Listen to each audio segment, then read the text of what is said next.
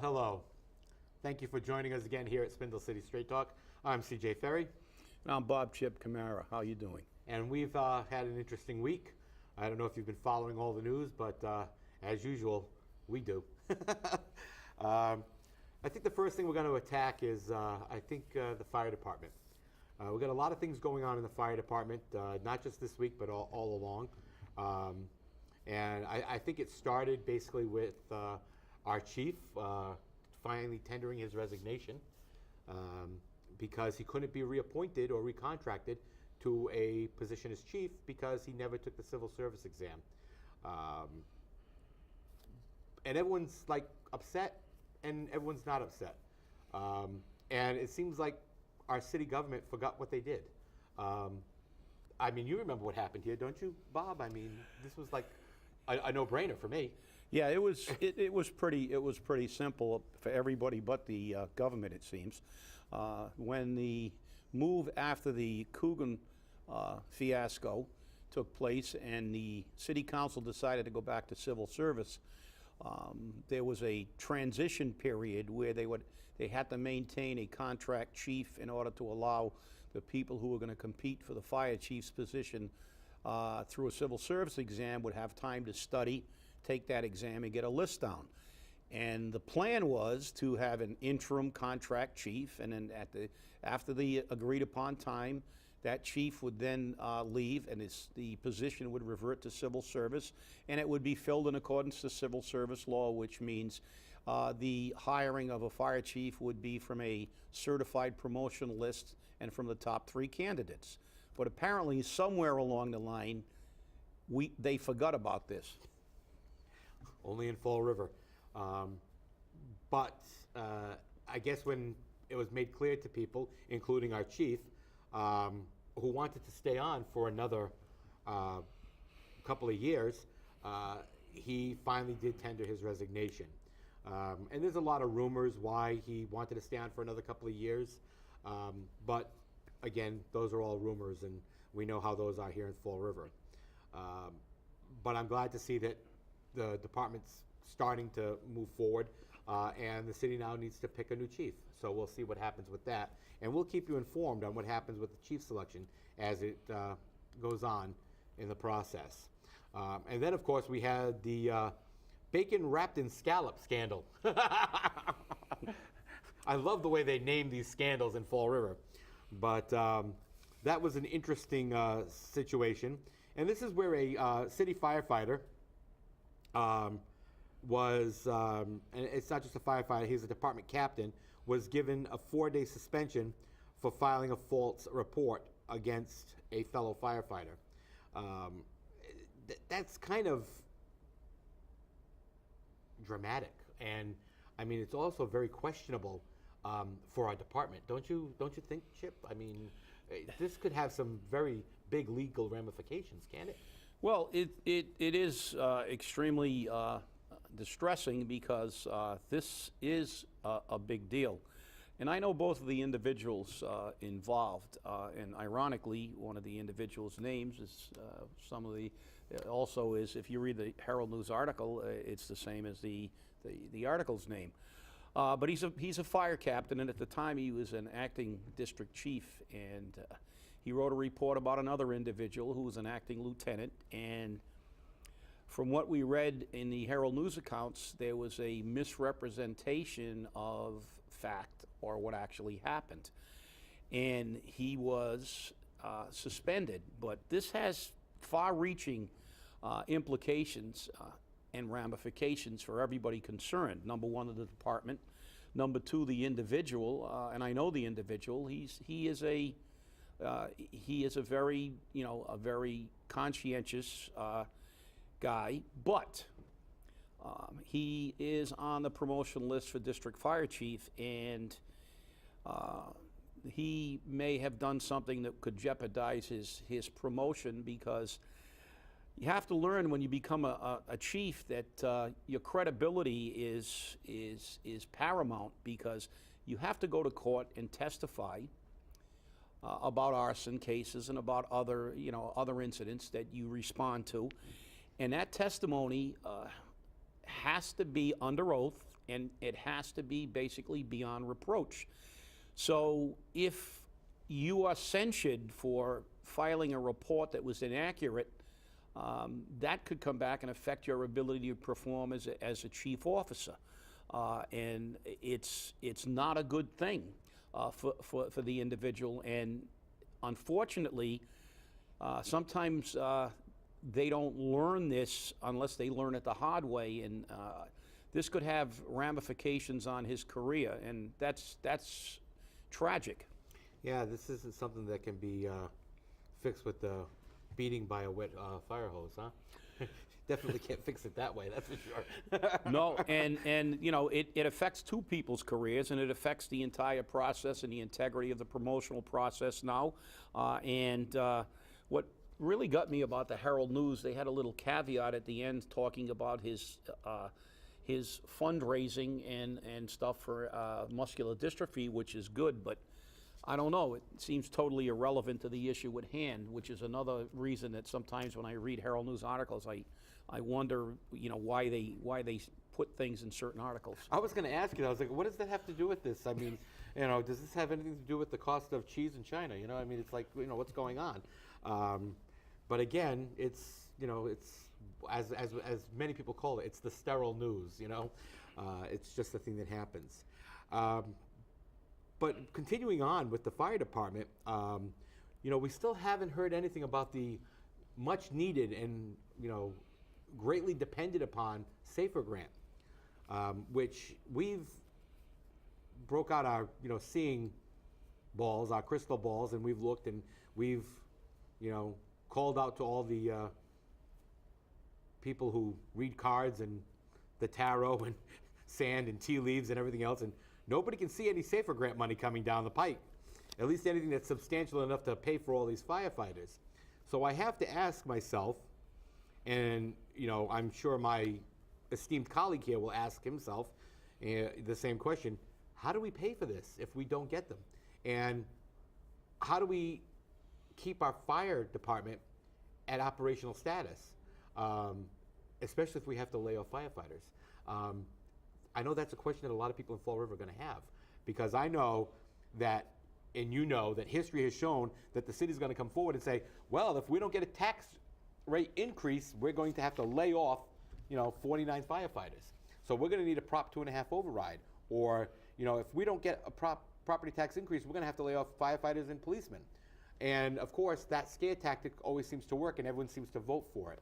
But maybe there's another way they're going to do it. I don't know. What do you think, Chip? I mean, well, I mean, there are a few ways to approach it, but obviously it's going to be a devastating effect. We have 84 firefighters, as opposed to 98 from last year, that are being funded by the city, and we have 66 funded by the SAFER grant. So, I mean, 66 out of 100 out of 150 firefighters is quite a large amount. It's almost half. And what do we do? Well, number one, there's no way the city can fund these positions.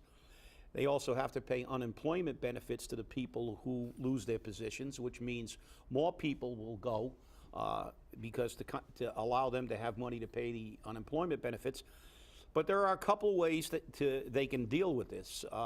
One is to move apparatus around and get them in locations where they can respond within the parameters of the NFPA, the National Fire Protection Association 1710 standard for manning and arrival at fire scenes. And there was a study done some years ago which said that with some movement of equipment, that we could sustain adequate fire protection with fewer men. And actually, I proposed a 5-year plan to do just that in the event we had a catastrophic reduction in manpower. Another option is to have the remaining firefighters work a longer work week. The problem with that option is that if you ask them to work longer work weeks, you have to pay them more. Now, that's a double-edged sword. if they're working a longer work week, and you pay them more, the salaries then have to go up proportionately. And when they retire, obviously, it will put even a greater strain on the retirement system to stay solvent, because, you know, if a firefighter salary goes up 15 or 20% now and then continues to go up, you know, it's going to be a very difficult thing to sustain over the course of over the years with our retirement system, which has already been strained to the max because they continue to dip into it. Politicians do, because technically that system should have been funded by 2010. But the fact is, the system is in trouble. Yeah, it's right now our retirement system for city and state and municipal employees is underfunded. I mean, and this is a thing that they're looking at nationally, not just here in Massachusetts, because if a city, town, county, or state has a financial crisis and has to go into receivership or bankruptcy, that pension system can be severely impacted by the bankruptcy courts. And I mean, you look at what just happened in Detroit and what has happened, what they're trying to do in Chicago, and what, you know, has happened in other states. It's a dangerous system, and it puts a heavy tax on the taxpayer. And when you're looking at, you know, pay increases of 15 or 20%, that's substantial increases in pension plans. You're right, and the other problem is that the people who had absolutely nothing to do with the problem, the people who went to work every day, the firefighters, the police officers, the city workers, and paid into the pension system in good faith, are the people who end up being penalized, not because of anything they did, but because of government, because government didn't run the pension system properly. When the Massachusetts pension system was created, and one of the architects of that was a man called John Jennings, who was the chief financial officer of the Boston Retirement Board and also a treasurer in the International Association of Firefighters, and one of the most knowledgeable people I ever met about pensions.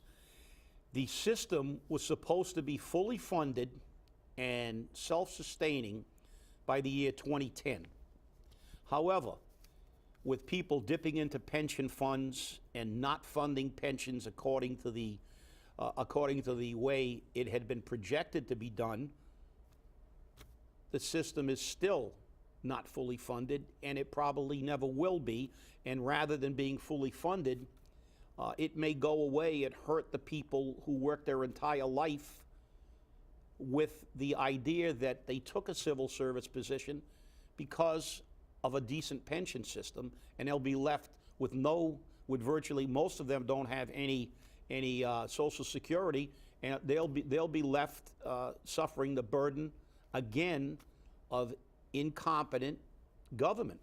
Yeah, and it really scares me a lot because, I've heard stories of times past here in the city when it would come time to take the pension contributions and pay them in, and it would say, I just send them $1,000 for now. We need the money somewhere else. And I was like flabbergasted that actually happened, that statements like that were actually being made. And then I actually got verification that, back during those times, they were actually doing that. They were moving money around to other projects, other things where they wanted that money, and that's what resulted in such a huge underfunding of the pension system. And you go, how can they do that? Well, politicians do what they want. They're never wrong. Well, they do it, and they do it not only in the pension system. We've seen what happened with the health care money. They routinely move money out of the health care system to pay other things. That's one of the problems that we have been saying for a long time, and even before we had this show, before the city council, about the fact that our budget, or what we call our budget, any similarity to that and what's actually done with your money is purely coincidental. That's true. That is true. And it was interesting because I was in Government Center this week, and I ended up speaking to a couple of key people about issues here in the city. And with the recent snows, did you know the city was having a difficult time finding plowing contractors? And you'll never guess why. Because the city has gone onto a situation where they're requiring that all the contractors have GPS tracking systems in them, so they know they're working. Now, would anyone ever want to fraudulently bill the city for work and think they could get away with it? I don't think so, do you? I find it difficult to believe, but then again, I remember all the complaints about people saying my street didn't get plowed, but people got paid. Exactly, and the first snow of the season for which was barely any snow on the ground, it turned more into a slush storm. $80,000 so far, and for what? For slush. We needed more salt and sand than we needed plows. There was one plow that just kept going around in a circle in my neighborhood, so it's interesting to see. But if you're a snowplow driver and you want some work, please go see the city. I'm sure Ken Pacheco can find a place for you. Let's get on to Shawn Cadime. Now, here's another issue. If you remember correctly, in the days before we're not going to renew his contract, nobody liked Shawn. Everybody had something negative to say about Shawn's job. Nobody wanted him. He didn't know what he was doing. And I'll be very honest, neither of us really had a lot of glowing remarks to say about him. And the one thing that I want to make very clear to our viewers and to the city employees and politicians who may be watching, what we say about a person doing their job is about a person's job and their job skills. It has nothing to do with the person personally. That even goes to the politicians. Okay, we are not passing a personal judgment on you. We can make our comments on your job performance and have a beer with you afterwards or a dinner with you afterwards. But recently that has shown not to be so true. But right after the mayor decided not to renew Shawn's contract for reasons unknown, they're personal, as has been stated, all of a sudden, all these city councilors and all these people forgot what they said about Shawn beforehand, and now he's wonderful, and he's why the city's the way it is, and the Department of Revenue has such great respect for the man, and he took us out of our financial crisis, and the man did his job. The man filed the reports that were necessary to be filed that other mayors have failed to do, other treasurers had failed to do, other city administrators had failed to do. He did his job. That's not something glorious, that's his job. He just did it. Okay? Granted it was done, granted DOR was happy that it was done, and we were happy it was done because now we were able to run our own money. But he did his job. I mean, his greatest claim to fame is that we have more debt. I mean, if that's something to be proud of, then bang your chest. The other great claim to fame you have is that you can fraudulently say that the city finances are wonderful to investors. Great. Pound your chest. I mean, do you disagree with me? I mean, please. No, I don't. As a matter of fact, I will say that the Department of Revenue is happy with Shawn because he got the reports in on time, not because he's some kind of magician. It may be the old never speak ill of the dead syndrome they're using because he lost his job. But the fact is, Shawn Cadime may have great financial acumen, but the fact is, when he was a city administrator, he didn't do anything. What he did was he raised taxes, and he pulled more credit cards in the form of bonds. All he did was increase debt, increase the cost of living in Fall River, and increase debt to the citizens of Fall River. If you think that's a good city administrator, well, you and I disagree on what a good administrator does. A good administrator would be somebody who held taxes down and reduced our debt. If you give me a company to run, and I say, okay, I'll run that company, and I'll just keep spending money, and we'll run it. But someday the bills will come due, but I won't be around. Well, I'll be the greatest financial administrator in the world either. To me, what he did, and I'm not saying he didn't do that under orders, and it very well may have been not his choice to do it that way. But the fact is, let's call a spade a spade. Shawn Cadime didn't do anything great for this city. As a matter of fact, in my opinion, and it's my opinion, he did a lot more harm than good. We have debt, far more debt, and far more increases in taxes and fees than we had before Shawn Cadime walked onto the 6th floor of the government center. You know, and maybe this is why we need to look at, very seriously look at, who's hired to replace the position of city administrator. Because this was very obviously a political appointment. There was no question about that. And people look at it and they say, well, he did a good job on the school committee, and he did a good job, you know, he did a great job at Raytheon, and blah, blah, you know. We don't know what he did at Raytheon. You know, we can't even get a background of him at Raytheon. You know, we can go there and ask him, but they're not, you know, he worked here from this state to this state, and that's about it. You know, Raytheon is a government contractor. Everything is, you know, eyes only. It's all secret and hush hush. So we got to know what's happening. And one thing that people of Fall River have to remember too is that the position of city administrator didn't exist before Carlton Viveris. I mean, this position was created in the great reorganization of city government. I think that was more like the big flop. Well, it was a reorganization that whose primary intent was to create positions and give pay raises to people who were in with the Carlton Viveris administration. And that's new why. Well, it was new then because they found a new and better way to do it. They created positions and gave new job titles to justify the raises rather than just give out the raises. And it also made the mayor's job much easier. Now the mayor doesn't have to work for his $100,000 plus a year. Yeah. Now he can sit around and look great and spend his time on Federal Hill. Yeah, and in essence, he's a ceremonial mayor because he has an administrator to run the city. Technically, if you do that like Worcester does, Worcester's mayor gets a token salary. The last time I checked, it may be slightly more, but the mayor of Worcester was making $20,000 a year, and Worcester is the second biggest city in the state. Right. And he was making $20,000 because he was a ceremonial position, and they had a city manager by their charter who ran the city, who made the big bucks because he actually ran the city. So the fact is, the city administrator in Fall River has now relieved the mayor of the burden of running the city. And the last time I checked under our charter, that's what he was elected to do. Right. So we've basically elected a man to do nothing, pay him the big bucks, and allow him to hire somebody to do everything and pay him the same big bucks. And so in other words, we're hiring two people for one man's job. Sounds about right for Fall River government.